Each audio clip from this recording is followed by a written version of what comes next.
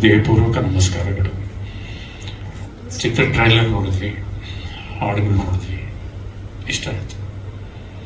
ಜನಗೆ ಇಷ್ಟ ಆಗಲಿ, ಚಿತ್ರ ಚೆನ್ನಾಗಿ ಹೋಗಲಿ, ಹಾಗೂ ನಿರ್ಮಾಪಕರಿಗೆ ಒಳ್ಳೆಯದಾಗಲಿ. ಯಾಕಂದರೆ ಅವ್ರಿಗೆ ಒಳ್ಳೆಯದಾದರೆ ಎಲ್ರಿಗೂ ಒಳ್ಳೆಯದಾದಂಗೆ. ಒಂದು ಚಿತ್ರ ಗೆದ್ದರೆ ಮತ್ತೊಂದು ಚಿತ್ರ ಮಾಡ್ತಾರೆ. ಅದರಲ್ಲಿ ಇನ್ನೊಂದು 50-60 ಕುಟುಂಬಗಳನ್ನ ತಿಂಗಳಗಟ್ಟಲೆ ವರ್ಷಗಟ್ಟಲೆ ಸಾಕ್ತಾರೆ. ಅವ್ರಿಗೆ ಒಳ್ಳೇದಾಗಬೇಕು. ಅವ್ರಿಗೆ ಒಳ್ಳೇದಾದರೆ ನಿರ್ದೇಶಕರಿಗೂ ಹೆಸರು, ಕಲಾವಿದರಿಗೂ ಹೆಸರು, ಎಲ್ರಿಗೂ ಹೆಸರು ಬರುತ್ತೆ. ಎಲ್ರಿಗೂ ಹೆಸರು ಬರಲಿ, ಭಗವಂತ ಆಶೀರ್ವಾದ ಸದಾ ಅವ್ರ ಮೇಲಿರಲಿ ಅಂತ ಹೇಳ್ತಾ, ತಾವೆಲ್ಲರೂ ಪತ್ರಕರ್ತರಿರ್ಬೋದು, ವಿದ್ಯುತ್ ಮಾಧ್ಯಮದವರು ಇರ್ಬೋದು, ತಮ್ಮ ಆಶೀರ್ವಾದ ಸದಾ ಇರ್ತದೆ ಬಿಡಿ. ನನಗೆ ಮದುವೆ ಹುಡುಗರ ಜನ್ಮ ಕೊಟ್ಟಿದ್ದೆ ನೀವು. ಈಗಲೂ ಎಲ್ಲ ಚಿತ್ರಗಳು, ಕನ್ನಡ ಚಿತ್ರಗಳು ಚೆನ್ನಾಗಿ ಹೋಗಬೇಕು, ಜನ ಥಿಯೇಟ್ರಿಗೆ ಬಂದು ಮಾತಾಡಬೇಕು ಅನ್ನೋದನ್ನು ನೀವು ಆಗಾಗ ಜ್ಞಾಪಿಸ್ತಿರ್ತೀರ.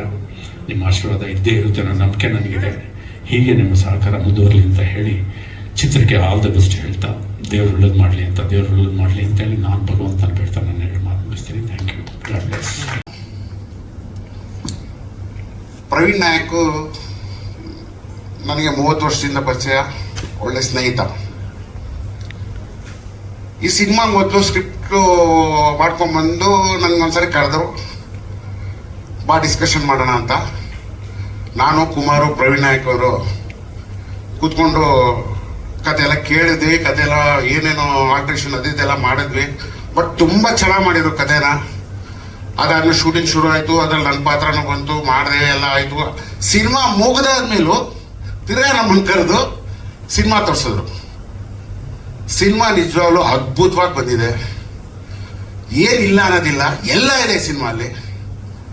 ಇನ್ನು ಮುಖ್ಯವಾಗಿ ನಮ್ಮ ಧರ್ಮ ಸರ್ ಹೀರೋ ತುಂಬ ಚೆನ್ನಾಗಿ ಮಾಡಿದ್ದಾರೆ. ನಮ್ಮ ಹೀರೋಯಿನ್ ಆಗಲಿ, ನಮ್ಮ ರಸು ಸರ್ ಆಗಲಿ, ಆಮೇಲೆ ಎಲ್ಲ ಹೊಸಬ್ರು ಕಲಾವಿದರು ಕೂಡ ಹೊಸಬ್ರು ಅನ್ಸಲ್ಲ, ಆ ರೀತಿ ಆ್ಯಕ್ಟಿಂಗ್ ಮಾಡಿಸಿದ್ದಾರೆ ನಮ್ಮ ಪ್ರವೀಣ್ ಅವರು. ಆಮೇಲೆ ನಮ್ಮ ನಾಗಚಂದ್ರ ಸುಮಾರು ಒಂದು 25-26 ವರ್ಷ ನನಗೆ ವೀರಪ್ಪ ನಾಯಕ ಸಿನಿಮಾಲಿ ಅಸಿಸ್ಟೆಂಟ್ ಡೈರೆಕ್ಟರಾಗಿ ವರ್ಕ್ ಮಾಡ್ತಾಯಿದ್ರು. ಆಗಲಿದ್ದು ಪರಿಚಯ. ನಿಮ್ಮೆಲ್ಲರ ಪ್ರೀತಿ, ಹಾರೈಕೆ. ಈ ಟಕೀಲಾ ಸಿನಿಮಾ ಇದೇ 16ನೇ ತಾರೀಕು ರಿಲೀಸ್ ಆಗ್ತಾ ಇದೆ. ನಿಮ್ಮೆಲ್ಲರ ಪ್ರೋತ್ಸಾಹ, ಪ್ರತಿಯೊಂದವರಾಗಲಿ, ಟಿ ವಿ ಮಾಧ್ಯಮದವರಾಗಲಿ, ನೀವೆಲ್ಲರೂ, ಇಡೀ ಕರ್ನಾಟಕದ ಜನತೆ ಈ ಸಿನಿಮಾನ ಗೆಲ್ಲಿಸ್ಬೇಕು ಅಂತ ಕೇಳ್ಕೊತೀನಿ. ಇದೇ ತಿಂಗಳು 16ನೇ ತಾರೀಕು ಟಕೀಲಾ. ಎಲ್ರಿಗೂ, ಇಡೀ ಕರ್ನಾಟಕ ರಾಜ್ಯಾದ್ಯಂತ ಎಲ್ಲರಿಗೂ ಕಿಕ್ಕು ಒಳ್ಳೆಯದಾಗಲಿ. Thank you. ಬಂದಿದ್ದೀರಾ. ಆ್ಯಂಡ್ ಸಿನಿಮಾದ ಬಗ್ಗೆ ಎಲ್ಲರೂ ಹೇಳ್ತಾ ಇದ್ದಾರೆ. ಆ್ಯಂಡ್ ಟಕೀಲಾ ಅಂದ ತಕ್ಷಣ ಏನೋ ಒಂದು ಫನ್ ಅಂತ ಅನ್ನೋ ಒಂದು ಕಾನ್ಸೆಪ್ಟ್ ಎಲ್ಲರ ತಲೆಗೂ ಹೋಗುತ್ತೆ. ಬಟ್ ಇದೊಂದು ಸೋಷಿಯಲ್ ಅವೇರ್ನೆಸ್ನ ಕ್ರಿಯೇಟ್ ಮಾಡುವಂಥ ಸಿನಿಮಾ. ಬಿಕಾಸ್ ಸುನೀಲ್ ಅವ್ರು ಹೇಳ್ದಂಗೆ ನಮ್ಮ ಡೇ ಟು ಡೇ ಲೈಫಲ್ಲಿ ನಡೆಯುವಂಥ ಒಂದು ಸೀಕ್ವೆನ್ಸ್ನ ನಾವೆಲ್ಲ ತೋರಿಸಿದೀವಿ. ಟು ಬಿ ವೆರಿ ಫ್ರ್ಯಾಂಕ್, ಇದೊಂದು ಟ್ರೂ ಸ್ಟೋರಿನ ಲೈಟಾಗಿ ಮೋಲ್ಡ್ ಮಾಡಿ ಕಮರ್ಷಿಯಲ್ ಆಸ್ಪೆಕ್ಟ್ಸ್ಗೆ ಸಿನಿಮಾ ಮಾಡಿರೋದು. ನಾನು ಫಸ್ಟ್ ಟೈಮ್ ಧರ್ಮ ಅವ್ರನ್ನ ಮೀಟ್ ಮಾಡಿ ಫಸ್ಟ್ ಡೇ ನಮ್ಮ ಶೆರಟನಲ್ಲಿ ಶೂಟ್ ಮಾಡಿದ್ವಿ. ಸೊ ಆವಾಗ ನನಗೆ ಪರಿಚಯ ಆಗಿದ್ದು. ಸಿನಿಮಾದಲ್ಲಿ ಅವ್ರ ಜೊತೆ ವರ್ಕ್ ಮಾಡಬೇಕು ಅಂದಾಗ, ಬಿಕಾಸ್ ಈ ಸ್ಟೋರಿಯಲ್ಲಿ ಆ ವಿಮೆನ್ ಕ್ಯಾರೆಕ್ಟರ್ ತುಂಬ ಸ್ಟ್ರಾಂಗ್ ಆಗಿದೆ. ಆ್ಯಂಡ್ ಇವಳಿಗೆ 3 ಶೇಡ್ಸ್ ಬರುತ್ತೆ ಇಡೀ ಸಿನಿಮಾದಲ್ಲಿ. ಸೊ ಅದರಲ್ಲಿ ಒಂದು ಶೇಡಲ್ಲಿ ಶಿ ಇಸ್ ವೆರಿ ಮಚ್, ಅಂದರೆ ಒಂದು ಗಂಡ ಹೆಂಡತಿ ಹೇಗಿರ್ತಾರೆ, ಕ್ವೈಟ್ ರೊಮ್ಯಾಂಟಿಕ್. ಸೊ ಈ ಥರ ಕೆಲವೊಂದು ಸೀನ್ಸ್ ಇದೆ.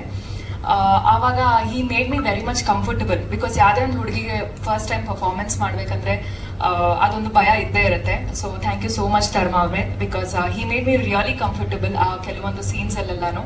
ಆ್ಯಂಡ್ ನಮ್ಮ ಡೈರೆಕ್ಟರ್ ಪ್ರವೀಣ್ ನಾಯಕ್ ಸರ್ ಎಲ್ಲ ಒಂದು ಸೀನು ನನಗೂ ಹಾಗೂ ಧರ್ಮ ಅವ್ರಿಗೆ ಲೈಕ್ ಸ್ಟಾರ್ಟಿಂಗಿಂದ ಹೇಳ್ಕೊಂಡು ಬಂದಿದ್ರು, ಈ ಸೀನ್ ಈ ಥರ ಬರುತ್ತೆ, ಇದು ಹಿಂದೆ ಹಿಂಗಿದೆ, ಮುಂದೆ ಈ ಥರ ಆಗುತ್ತೆ ಅಂತ. And to be very frank, ಬೇರೆ ಡಿರೆಕ್ಟರ್ಸ್ ಜೊತೆ ನಾನು ವರ್ಕ್ ಮಾಡಿದ್ದೀನಿ, ಬಟ್ ಸರ್ ಆ್ಯಕ್ಟ್ ಮಾಡಿ ತೋರಿಸ್ತಾ ಇದ್ರು ನಮ್ಮಿಬ್ರಿಗೂ. ಕೆಲವೊಂದು ಸೀನ್ಸಲ್ಲಿ ಅವರು ಧರ್ಮ ಅವರು ಆ್ಯಕ್ಟ್ ಮಾಡಿ ಎಲ್ಲ ತೋರಿಸಿದ್ದಾರೆ.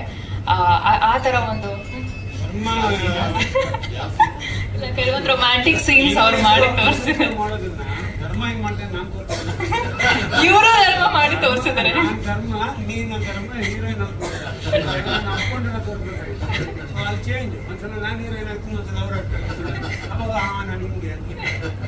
ನಿಜವಾಗ್ಲೂ ಇದೇ ತರ ಮಾಡಿ ತೋರಿಸಿದ್ರು ಪ್ರತಿ ಒಂದು ಸೀನಲ್ಲೂ.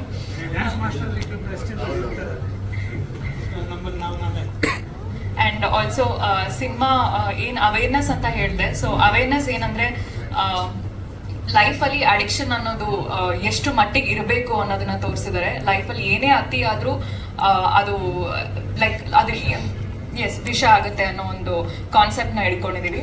ಒಂದು ಬಿಕಾಸ್ ಇವಾಗಿನ ಜನರೇಷನ್ ಅಲ್ಲಿ ನಾವು ನೋಡ್ತೀವಿ, ಡೇ ಟು ಡೇ ನಾವು ಎಷ್ಟೊಂದು ಡಿಫ್ರೆಂಟ್ ಏನೋ ಟೆಕ್ನಾಲಜಿ ವೈಸ್ ಆಗಿರ್ಬೋದು ಅಥವಾ ಒಂದು ಸೋಷಿಯಲ್ ಕಾಸ್ ಬಗ್ಗೆ ಆಗಿರ್ಬೋದು, ಎಷ್ಟೊಂದು ವೆರೈಟೀಸ್ ನೋಡ್ಕೊಂಡು ಹೋಗ್ತಾ ಇದೀವಿ. ಸೊ ಒಂದು ಹುಡುಗಿ ಮನಸ್ಸು ಅಂದಾಗ ಚಂಚಲ ಅನ್ನೋದು ಇದ್ದೇ ಇರುತ್ತೆ. ಸೊ ಈ ಒಂದು ಕಾನ್ಸೆಪ್ಟ್ ನ ಇಟ್ಕೊಂಡು ಸಿನಿಮಾ ಪೂರ್ತಿ ಕ್ಯಾರೆಕ್ಟರ್ ಮತ್ತೆ ಶೇಡ್ಸ್ ನ ತೋರಿಸಿದ್ದಾರೆ.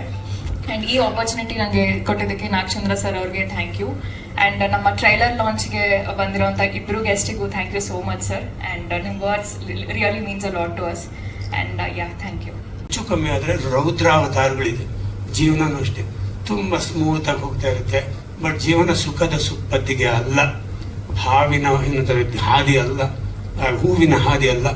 ಇದೆಲ್ಲವೂ ತಲೆಯಲ್ಲಿಟ್ಕೊಂಡು ಒಂದು ಕತೆ ಆಗಬೇಕಾದ್ರೆ ನೋಡಿ ಎಲ್ಲ ಘಟ್ಟಗಳನ್ನು, ಆಮೇಲೆ ನೋಡಿ ಪ್ರಕೃತಿದ ಇನ್ನೊಂದು ಗುಟ್ಟು ನೋಡಿ, ಇದೆಲ್ಲ ಸಿನಿಮಾದಲ್ಲಿ ಬರುವಂಥ ವಿಷಯಗಳು ನನ್ನ ದೃಷ್ಟಿಯಲ್ಲಿ ಬೇರೆ ದೃಷ್ಟಿ. ಈಗ ಗಿಡ ಮರಗಳಿದ್ದಾವೆ, ನಮಗೆ ಸಿಹಿಯಾಗಿ ಹಣ್ಣುಗಳು ಸಿಗ್ತವೆ, ಬಟ್ ಸಿಹಿ ಒಂದೇ ಇರೋದಿಲ್ಲ ಜೀವನದಲ್ಲೂ. ಇದೇ ನೋಡಿ ನನ್ನ ಊಟ ನೋಡಿ, ನಾವು ಮಾಡೋ ಊಟದಲ್ಲಿ ಎಷ್ಟು ವೈವಿಧ್ಯತೆ ಇದೆ. ಕಹಿ ಇದೆ, ಹುಳಿ ಇದೆ, ಖಾರ ಇದೆ, ಒಗರಿದೆ, ಎಷ್ಟು ಥರ ಬೇಕು ನಿಮಗೆ ಅಷ್ಟು ಥರದ ರುಚಿಗಳಿದೆ. ಹಾಗೆ ಜೀವನದಲ್ಲಿ ಇವೆಲ್ಲ ಬಂದಿರ್ತವೆ. ಕಹಿ ಅನುಭವಗಳು, ಸಿಹಿ ಅನುಭವಗಳು, ಕೋಪಗಳು, ತಾಪಗಳು, ಖಾರ, ಅಸೂಯೆ ಎಲ್ಲ ಬರುತ್ತೆ. ಬಟ್ ಇದನ್ನೆಲ್ಲ ಗಂಭೀರವಾಗಿ ತಗೊಂಡು ಈ ನಾಯಕನ ಪಾತ್ರದಲ್ಲಿ ಏನಾಗುತ್ತೆ ಅಂದರೆ, ನಾಯಕನ ಪಾತ್ರದ ಬಗ್ಗೆ ಹೇಳ್ಬಿಡ್ತೀನಿ ನಾನು, ಇಷ್ಟೆಲ್ಲ ಬ್ಯಾಕ್ಗ್ರೌಂಡ್ ಹೇಳಿದ್ದಕ್ಕೆ. ನೋಡೋಣ, ಜೀವನ ಎಷ್ಟು ಸುಂದರವಾಗಿರುತ್ತೆ. ಶ್ರೀಮಂತ ಯುವಕ ಜೊತೆಲಿ ತುಂಬ ಪ್ರೀತಿಸೋ ಹೆಂಡತಿ, ಇಬ್ಬರು ಹೀಗೋಗುತ್ತೆ. ಆದರೆ ಒಂದೊಂದು ಹೊಡೆತಗಳು ಬಿದ್ದಾಗ, ಒಂದೊಂದು ಏಟು ಬಿದ್ದಾಗ, ಒಂದೊಂದು ಸಲ ಬಿರುಗಾಳಿ ಬೀಸಿದಾಗ ಜೀವನದಲ್ಲಿ ಏನು ಮಾಡಬೇಕು, ಹೇಗೆ ಮಾಡಬೇಕು, ಆ ಬಿರುಗಾಳಿ ಬೀಸಿದಾಗ ನೋಡ್ಕೊಳ್ಳೋದು ಹೇಗೆ, ಅದು ಬಿದ್ದರೆ ಏನು ಮಾಡಬೇಕು ಅನ್ನೋದನ್ನು ಸಾಧಿಸಿ ತೋರಿಸ್ತಾನೆ ನನ್ನ ಸಿನಿಮಾ ನಾಯಕ. ಅವನ ಸಾಮ್ರಾಜ್ಯನೂ ಬಿಟ್ಕೊಡಲ್ಲ. ಹಾಗೂ ಮಾಡಿರೋ ತಪ್ಪಿಗೆ ಏನು ಯಾವ ರೀತಿ ಕ್ಷಮಿಸದೆ ಯಾವ ರೀತಿ ಶಿಕ್ಷೆ ಕೊಡಬೇಕು ಅದನ್ನು ಅವನು ಬೇರೆ ರೂಪದಲ್ಲಿ ತನ್ನದೇ ಆದ ಬುದ್ಧಿವಂತಿಕೆಯಲ್ಲಿ ಅದನ್ನು ಕೊಡ್ತಾ ಹೋಗ್ತಾನೆ. ಇದು ಒಂದು, ಯಾಕಂದ್ರೆ ನಾನು ಇಷ್ಟೊಂದು ಜೀವನದ ವಿಷಯ ಹೇಳಿದ್ದು ಈ ವಿಷಯಕ್ಕೋಸ್ಕರ. ಈ ಒಂದು ಜೀವನ ಏನು ಬೇಕಾರಾಗ್ಬೋದು. ನಿನ್ನೆ ಬಡವನಾಗಿರೋನು ಒಂದೇ ದಿವಸಕ್ಕೆ ಶ್ರೀಮಂತ ಆಗಿರ್ಬೋದು, ಶ್ರೀಮಂತನಾಗಿರೋನು ಬಡವನಾಗ್ಬೋದು. ಇದೆಲ್ಲವೂ ಏರುಪೇರುಗಳಿದೆ. ಹಳ್ಳ ಗುಡ್ಡ ಎಲ್ಲ ಸಿಗುತ್ತೆ ನಮ್ಮ ಜೀವನದಲ್ಲಿ. ಗುಡ್ಡ ಸಿಕ್ಕಿದಾಗ ಹತ್ತಬೇಕು, ಹಳ್ಳ ಆದಾಗ ಬೀಳ್ಬೇಕು, ಸಿಕ್ಕಿದಾಗ ಬೀಳಬೇಕು. ಸಂಪೆಟ್ಟಾಗಿ ಹೋಗೋಕ್ಕಾಗೋದಿಲ್ಲ. ಮುಳ್ಳುಗಳು ಇರ್ತವೆ, ಹೂವಿನ ದಾರಿನೂ ಇರುತ್ತೆ, ಹುಲ್ಲಿನ ದಾರಿನೂ ಇರುತ್ತೆ. Choice is yours. ಇಷ್ಟು ನಾನು ಹೇಳಕ್ಕೆ ಇಷ್ಟಪಡ್ತೀನಿ. ಇದು ಸಿನಿಮಾ ಬಿಟ್ಟು ಅಂತಲ್ಲ, ಸಿನಿಮಾದಲ್ಲಿರೋ ಒಂದು ಪೂರ್ಣ ನನ್ನ ತಲೆಗೆ ಬರಬೇಕಾದ್ರೆ ನಾನು ನೋಡಿದ ಹಲವಾರು ಜನರ ಮಾನಸಿಕ ಅಸ್ವಸ್ಥರನ್ನ ಹಾಗೂ ಮಾನಸಿಕ ನೋವಿನಿಂದ ಬಳಲ್ತಿರೋರನ್ನ, ಕೆಲವರೆಲ್ಲ ನೋವಿನಿಂದ ಬಳಲ್ತಿದ್ರು ಅಂದರೆ ತೀರಾ ಅಂತಲ್ಲ, ಏನೋ ನಾನು ನೋಡಿದ್ರೆ ನಾನು ಜರ್ನಲಿಸ್ಟ್ ಆಗೋದಾಗಲೂ ಕೆಲವರು ನನ್ನ ಹತ್ರ ಕೆಲವು ವಿಷಯಗಳು ಹೇಳ್ಕೊತಾ ಇದ್ರು. ನಾನು ಯಾವತ್ತೂ ಕೇಳಲಿಲ್ಲ ಅವ್ರನ್ನ. ಸೊ ಅವಾಗೆಲ್ಲ ಗೊತ್ತಾಗ್ತಾ ಹೋಗುತ್ತೆ, ಇಷ್ಟೇ ಹೀಗೆ ಜೀವನ. ಒಂದು ಆತ್ಮೀಯವಾಗಿ ಒಂದು ಪರ್ಸ್ನಲ್ ಆಗಿ ಹೇಳಿರ್ತಾರೆ, ಈ ಥರದೆಲ್ಲ ಇಷ್ಟೇ ಅಲ್ವಾ ಇದು ಅಂತ ಅನ್ಸ್ಬಿಡುತ್ತೆ.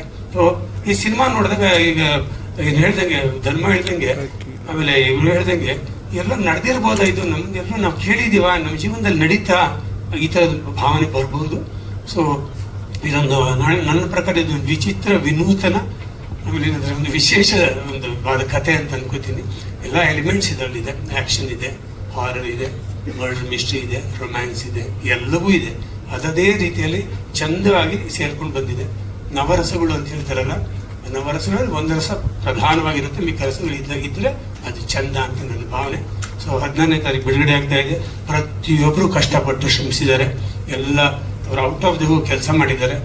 ನಾವು ಯಾವಾಗಲೂ ನೆನೆಸ್ಕೊಳ್ಳೋದು ನಮ್ಮ technicians, editor, music director, cameraman, ಇವ್ರ ಬಗ್ಗೆ ನಾವು ಮಾತಾಡಿ ಸುಸ್ತಾಗ್ಬಿಟ್ಟಿದ್ದೀವಿ. ಅಷ್ಟೊಂದು ಪಿ ಕೆ ದಾಸ್ ಅವ್ರ ಜೊತೆ ಮಾತುಗಳೇ ಇಲ್ಲ. ಅಷ್ಟು ಜೊತೆಲಿ ಕಲಾವಿದರು, ಇದಲ್ಲದೆ ನಮ್ಮ ಯೂನಿಟ್ ಅವರು ಏನೋ ಒಂದು ಸ್ವಲ್ಪ ಹೆಚ್ಚು ಕಮ್ಮಿ ಆಯಿತು ಟೈಮು ಅಂದಾಗೆಲ್ಲ ಪಿ ಕೆ ದಾಸ್ ಅವರು ಇರಲಿ ಪಾಪ ಅಂದರೆ ತಕ್ಷಣ ಎಲ್ಲ ಸಹಕರಿಸಿದ್ದಾರೆ. ಪ್ರೊಡಕ್ಷನ್ ಅವರು, ಆರ್ಟ್ ಡಿಪಾರ್ಟ್ಮೆಂಟ್ ಅವರು, ಪ್ರತಿಯೊಬ್ಬರು ನಾವು ನೆನೆಸ್ಕೋಬೇಕು. ಒಂದು ಸಿನಿಮಾ ಬೇಕಾದ್ರೆ ಇಷ್ಟೆಲ್ಲ ಜನಗಳ ಬೆಂಬಲ ಇರುತ್ತೆ. ಇವ್ರಿಗೆಲ್ಲರೂ ನೆನೆಸ್ಕೋತೀನಿ. ಎಲ್ಲರಿಗೂ ಒಳ್ಳೇದಾಗಲಿ.